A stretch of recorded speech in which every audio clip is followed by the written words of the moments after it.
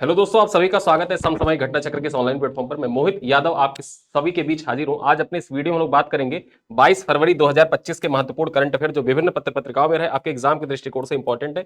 इन सब पर आज अपने इस वीडियो में हम लोग चर्चा करेंगे और यहाँ पर आपके लिए जो इंपॉर्टेंट है वो क्या है। यहाँ पर आपके प्रीलिम्स के फैक्ट भी तैयार हो जाते हैं और मेंस के इंपॉर्टेंट डाटा जो होते हैं वो भी आपको यहाँ से मिल जाते हैं, जो आपके पत्रिकाओं की परीक्षाओं के लिए बहुत इंपॉर्टेंट है। और ये विभिन्न पत्र पत्रिकाओं जैसे Dainik Jagran, the Hindu, Indian Express, DD News, PIB, ARI इत्यादि पर आधारित होती हैं खबरें। ठीक है, तो चलिए हम लोग अपना चर्चा करते हैं, स्टार्ट करते हैं 22 फरवरी 2025 के महत्वपूर्ण करंट अफेयर। वीडियो के एंड में मैं आपको बता दूंगा कि कैसे किस प्रकार से आप इस वीडियो का पीडीएफ, पीपीटी, टेस्ट इत्यादि प्राप्त कर सकते हैं। ठीक है, चलो यहां पर देखते हैं। तो जो 22 फरवरी का दिन होता है, ठीक है, 22 फरवरी, अब 22 फरवरी का दिन किस रूप में मनाया जाता है? वर्ल्ड थिंकिंग डे के रूप में मनाया जाता है। याद रखिएगा कि 22 फरवरी का दिन होता है ये वैश्विक चिंतन दिवस के रूप में मनाया जाता है, वर्ल्ड थिंकिंग डे के रूप में सेलिब्रेट किया जाता है। आइए खबरों पे चर्चा करते हैं। तो एफबीआई के 9वें निदेशक बने काश पटेल। काश पटेल जो है भारतीय मूल के अमेरिकी नागरिक है और इनको बनाया गया एफबीआई का, फेडरल ब्यूरो ऑफ इन्वेस्टिगेशन जो होती है उसका 9वां निदेशक बनाया गया है। ठीक है, यहां पर चर्चा करें तो काश पटेल एफबीआई के 9वें डायरेक्टर बनाए गए हैं।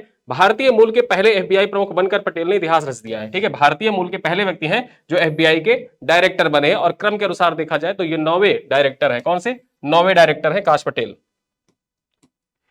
आगे बात करें, काश पटेल का एक गुजराती प्रवासी परिवार में जन्म हुआ था। जो काश पटेल है इनका जन्म एक गुजराती अप्रवासी परिवार में हुआ था जो साल 1980 में पूर्वी अफ्रीका से आकर न्यूयॉर्क में बस गए थे। ठीक है, इनका परिवार जो था काश पटेल का वो 1980 में जाके न्यूयॉर्क में बस गया था। मूल रूप से काश पटेल जो है इनका परिवार गुजरात के वडोदरा का रहने वाला है। कहां का? गुजरात के वडोदरा से इनका मूल रूप से संबंध है। काश पटेल ने क्रिस्टोफर रे की जगह ली है। क्रिस्टोफर रे के स्थान पर काश पटेल को नियुक्त किया गया है और क्रिस्टोफर रे जो है इन्होंने इस्तीफा दे दिया था। ठीक है, 2 साल पहले इन्होंने इस्तीफा दे दिया था। ठीक, 2 साल पहले ही इस्तीफा दे दिया था। एफबीआई में जो निदेशक का पद होता है इसका कार्यकाल कितने सालों का होता है? तो ये 10 साल का होता है। वहां पे जो राष्ट्रपति होता है अमेरिका में, उसके राष्ट्रपति का कार्यकाल 4 साल का होता है। राष्ट्रपति का कार्यकाल 4 साल का। वहीं रूस में राष्ट्रपति का कार्यकाल जो होता है वो 6 साल का होता है। भारत में राष्ट्रपति का कार्यकाल 5 साल का होता है। लेकिन यहां पर देखा जाए जो एफबीआई है, ठीक है, एफबीआई के जो डायरेक्टर होते हैं इनका कार्यकाल 10 साल का होता है और ये पॉइंट याद रखना आपकी परीक्षा के लिए दृष्टिकोण से महत्वपूर्ण है। ठीक है, चलो अगली खबर पर चर्चा करें। अखिल भारतीय मराठी साहित्य सम्मेलन का उद्घाटन प्रधानमंत्री नरेंद्र मोदी के द्वारा नई दिल्ली के विज्ञान भवन में अखिल भारतीय मराठी साहित्य सम्मेलन का उद्घाटन किया गया है। और संस्करण कौन सा है इसका? तो यहां पर बात करें इन सब चीजों के बारे में तो नई दिल्ली के विज्ञान भवन में 98वें अखिल भारतीय मराठी साहित्य सम्मेलन का उद्घाटन प्रधानमंत्री नरेंद्र मोदी द्वारा किया गया है। यह सम्मेलन 21 से 23 फरवरी तक चलेगा। इसमें पैनल चर्चा, पुस्तक प्रदर्शनियां, सांस्कृतिक कार्यक्रम और प्रतिष्ठित साहित्यकारों के साथ संवाद सत्र आयोजित किए जाएंगे। ठीक है, तो यहां पर विभिन्न संवाद सत्र आयोजित किए जाएंगे और इसका आयोजन कहां पर किया जा रहा है? मराठी साहित्य सम्मेलन का इसका आयोजन किया जा रहा है नई दिल्ली के विज्ञान भवन में। कब से कब तक इसका आयोजन किया जाएगा? तो इसका आयोजन 21 से लेकर 23 फरवरी के बीच में किया जाएगा। कौन सा संस्करण इस बार आयोजित हो रहा है? 98वां संस्करण आयोजित हो रहा है। उद्घाटन किसके द्वारा किया गया? पीएम मोदी के द्वारा किया गया। और यहां पर क्या क्या चीजें होंगी वो यहां पर लिखी हुई है, मैंने आपको बता दी। 71 साल बाद यह 3 दिवसीय साहित्य सम्मेलन दिल्ली में आयोजित किया जा रहा है। अगर जो देखा जाए तो 71 ईयर के बाद, ठीक है, नई दिल्ली में इसका आयोजन किया जा रहा है मराठी साहित्य सम्मेलन का। बात करें इसका उद्देश्य क्या है? तो इसका उद्देश्य मराठी साहित्य की समकालीन प्रासंगिकता और भूमिका को सामने लाना है। ठीक है, आगे बात करें, हाल ही में सरकार ने मराठी को शास्त्रीय भाषा का दर्जा प्रदान किया है। अब यहां पर आपको बताना है शास्त्रीय भाषा का दर्जा वर्ष 2024 में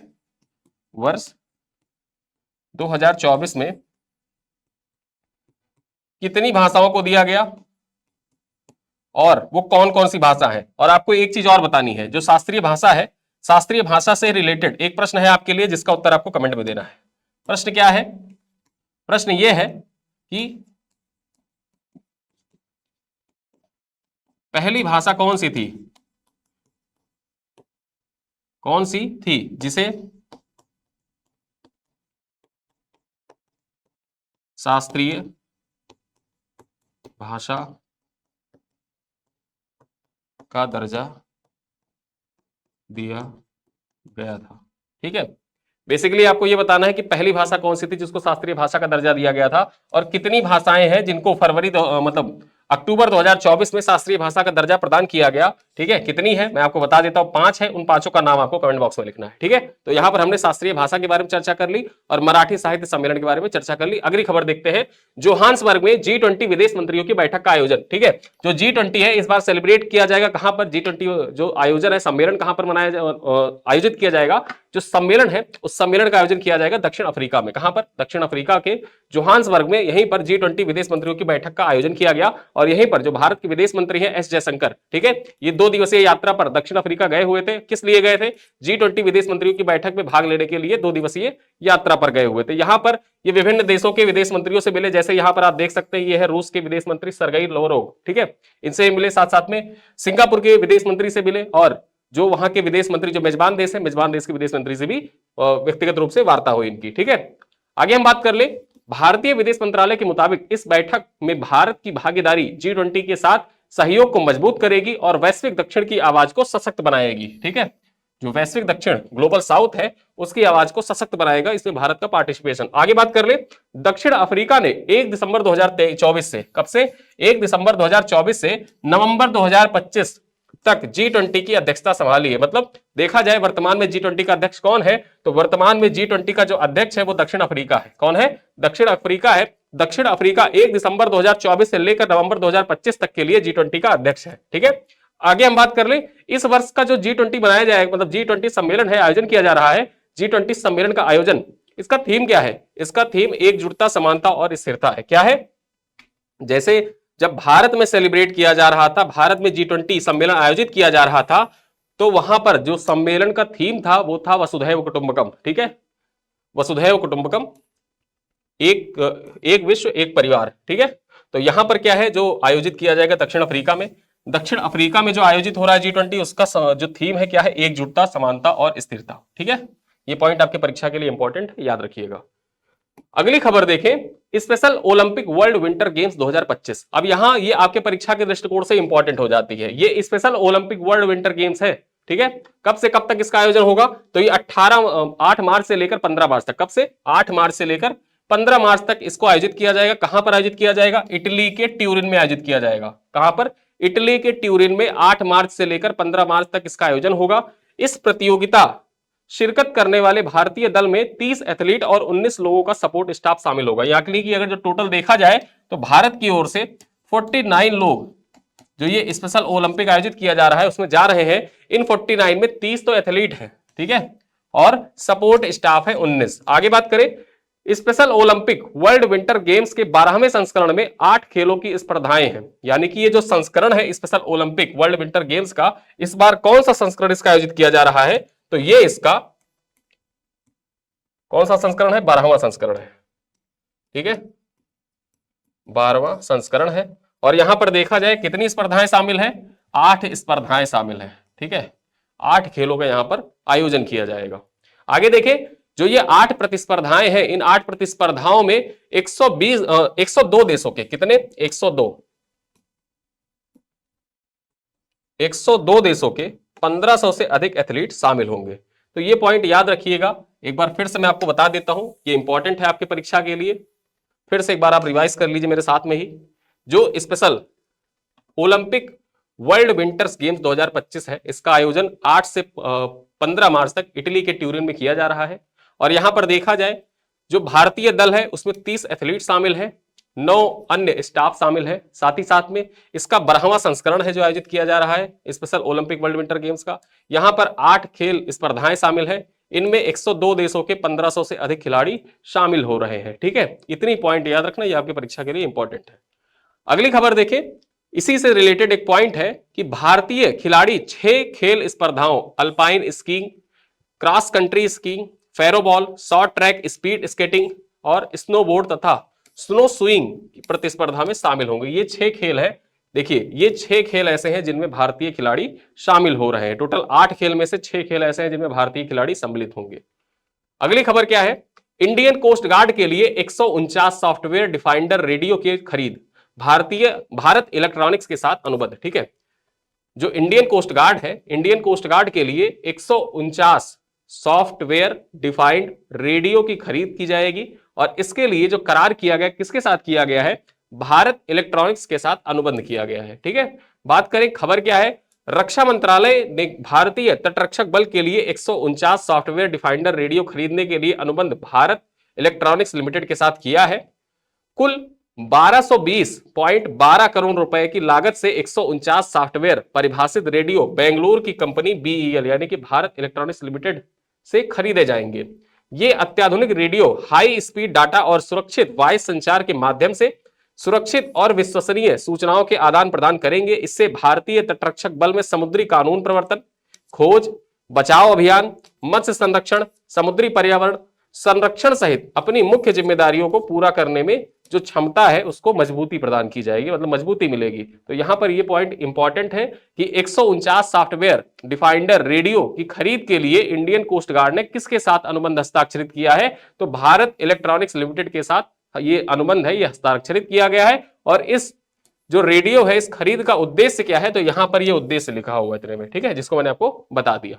अगली खबर क्या है, गैर संक्रामक बीमारियों के लिए राष्ट्रव्यापी अभियान की शुरुआत की गई है। ठीक है, जो गैर संक्रामक बीमारियां होती हैं इनके लिए एक राष्ट्रव्यापी अभियान शुरू किया गया है और यह अभियान कब से कब तक, 20 फरवरी से 31 मार्च तक चलेगा। ठीक है, यहां पर देखें तो देश में हाई ब्लड प्रेशर, डायबिटीज और कैंसर जैसी गंभीर संक्रामक बीमारियों को बढ़ते मामलों को देखते हुए स्वास्थ्य मंत्रालय ने 20 फरवरी से लेकर 31 मार्च तक विशेष जांच अभियान शुरू किया है। इस अभियान के तहत 30 वर्ष और उससे अधिक उम्र के सभी वयस्कों की मुफ्त जांच की जाएगी ताकि बीमारियों का समय पर पता लग सके और सही इलाज किया जा सके। इसके अलावा यह अभियान आयुष्मान आरोग्य मंदिर, ठीक है, जिसको आप शॉर्ट में AAMs कहते हैं, ठीक है, और अन्य सरकारी स्वास्थ्य केंद्रों पर भी चलेगी जिससे ज्यादा से ज्यादा लोगों की जांच की जा सके। तो यहां पर जो ये गैर संचारी रोगों के लिए राष्ट्रव्यापी अभियान है, ये कब से कब तक चलेगा और बेसिकली किन किन बीमारियों पर केंद्रित है, तो हाई ब्लड प्रेशर, डायबिटीज और कैंसर पर केंद्रित है।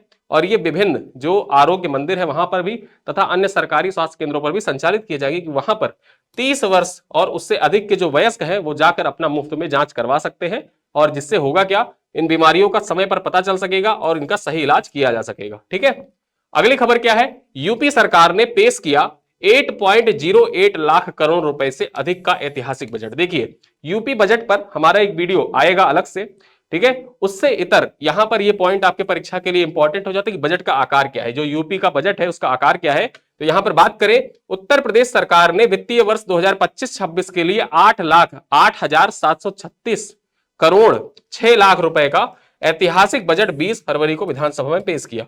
डेट याद रखना और डाटा याद रखना कि बजट का जो कुल आकार है वो कितना है, तो बजट का आकार है 8,08,736 करोड़ 6 लाख रुपए, ये बजट का कुल आकार है। ठीक है, आगे बात कर ले, यह प्रदेश के इतिहास में अब तक का सबसे बड़ा बजट है।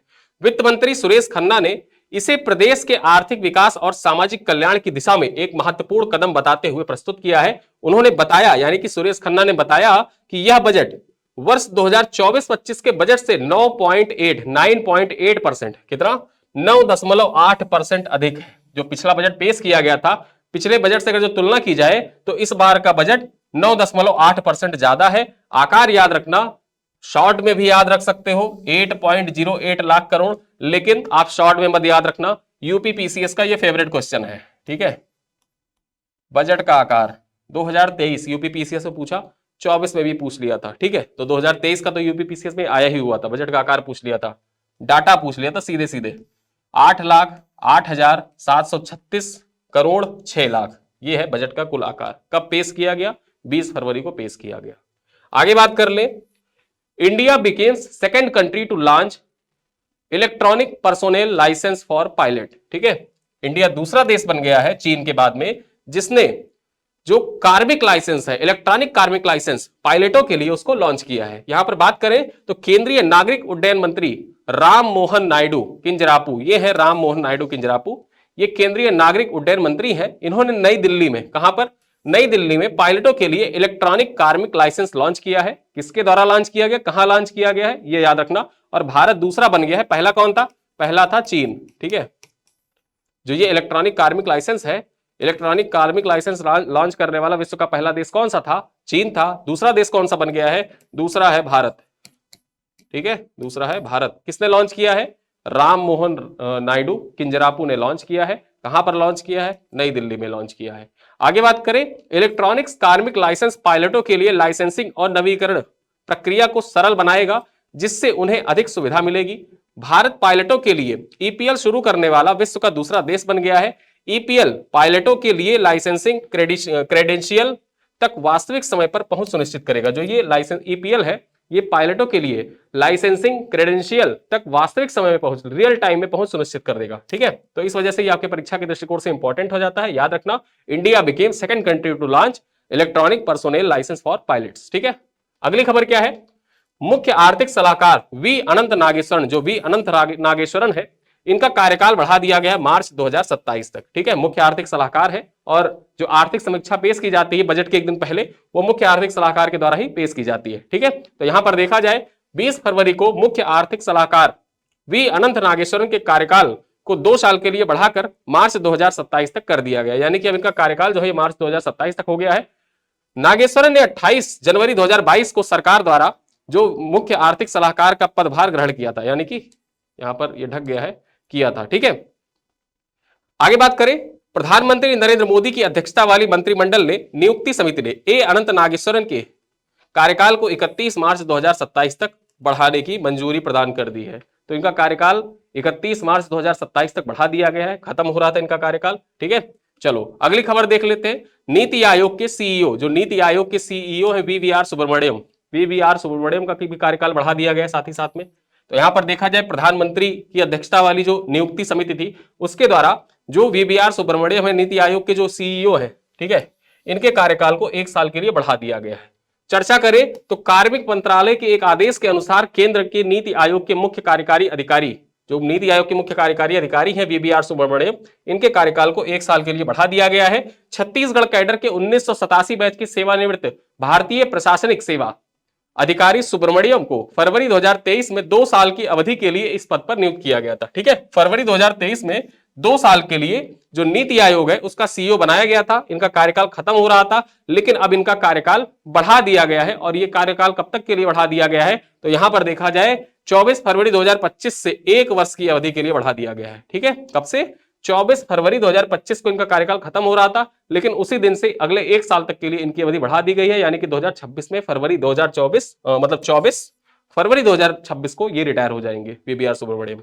आगे बात करें, पूर्णिमा देवी वर्मन टाइम पत्रिका द्वारा वुमेन ऑफ ईयर पुरस्कार के लिए नामित की गई है। पूर्णिमा देवी वर्मन, इनके बारे में आपने सुना होगा, अवार्ड्स भी जीत चुकी हैं ये, और इनको चुना गया है टाइम्स पत्रिका के द्वारा वुमेन ऑफ द ईयर के लिए। ठीक है, वुमेन ऑफ द ईयर के लिए इनको नामित किया गया है। यहां पर देखा जाए, भारतीय जीव विज्ञानी और वन्य जीव संरक्षणवादी पूर्णिमा देवी वर्मन को टाइम्स पत्रिका द्वारा वुमेन ऑफ द ईयर पुरस्कार के लिए नामित किया गया है। ठीक है, वुमेन ऑफ द ईयर के लिए नामित किया गया है। और यहां पर देखा जाए, इस बार कुल 13 लोगों को नामित किया गया। कितने? ठीक है, 13 लोगों को नामित किया गया है, जिसमें एकमात्र भारतीय हैं।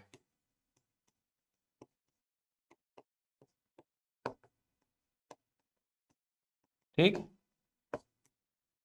एकमात्र भारतीय हैं पूर्णिमा देवी वर्मन, जिनको इस बार नामित किया गया है। किसके लिए?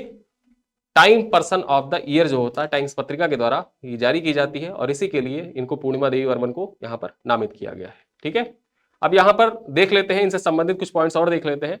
यह पुरस्कार विभिन्न क्षेत्रों में असाधारण कार्यों के लिए प्रदान किया जाता है। जो ये पुरस्कार है, ये विभिन्न क्षेत्रों में असाधारण कार्य के लिए प्रदान किया जाता है। 45 वर्षीय पूर्णिमा देवी इस सूची में एकमात्र भारतीय महिला है। असम की पूर्णिमा देवी लुप्तप्राय स्थानीय हरगिला, ठीक, पक्षी के रक्षा में अपने असाधारण प्रयासों के लिए जानी जाती हैं। जो हरगिला पक्षी है, ये असम का स्थानीय पक्षी है। ठीक है, और इसी जो लुप्तप्राय था, और इसके संरक्षण के लिए ही पूर्णिमा देवी वर्मन को जाना जाता है। और इसी वजह से देखा जाए, इनके जो असाधारण कार्य है, इन्हीं असाधारण कार्यों को मान्यता प्रदान करते हुए टाइम्स पत्रिका के द्वारा times person of the year के लिए नामित किया गया है। कुल 13 लोगों को नामित किया गया है। उन 13 लोगों में पूर्णिमा देवी वर्मन एकमात्र भारतीय हैं जिनको इस बार नामित किया गया है। ठीक है, तो यहां पे हमने बात कर ली पूर्णिमा देवी वर्मन के बारे में। अब आज के इसी स्लाइड पर आधारित कुछ क्वेश्चन है, जिनका उत्तर आपको कमेंट बॉक्स में देना है। ठीक है, आज का सवाल देख लेते हैं। पहला सवाल क्या है? निम्नलिखित 2 कथनों पर विचार करें। अब यहां पर कथन दे रखा है, क्वेश्चन नंबर 1 है ये। क्या कह रहा है? निम्नलिखित 2 कथनों पर विचार करें। काश पटेल भारतीय मूल के पहले व्यक्ति हैं जिन्होंने एफबीआई के निदेशक पद पर नियुक्त किया गया, जिन्हें एफबीआई के निदेशक पद पर नियुक्त किया गया है, यह पहला कथन है। दूसरा कथन क्या कह रहा है, एफबीआई निदेशक का कार्यकाल कितने वर्षों का होता है, 5 वर्षों का होता है। जो एफबीआई का निदेशक होता है इसका कार्यकाल कितने वर्षों का, 5 वर्षों का होता है। इनमें से कौन सा सही है आपको बताना है।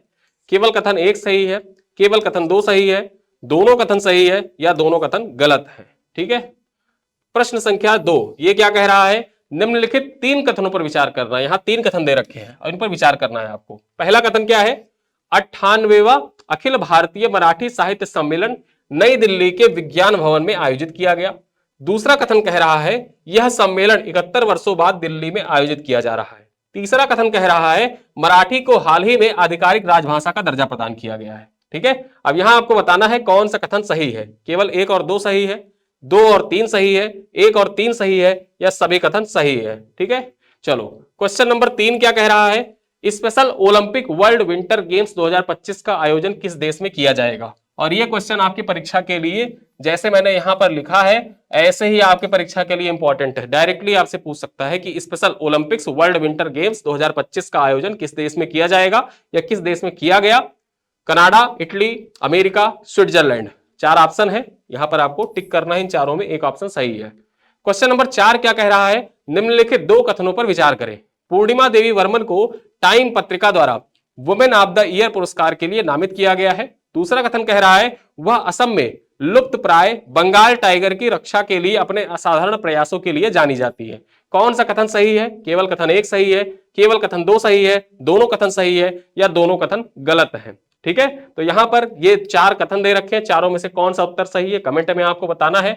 5वां प्रश्न क्या कह रहा है, निम्नलिखित 2 कथनों पर विचार करें।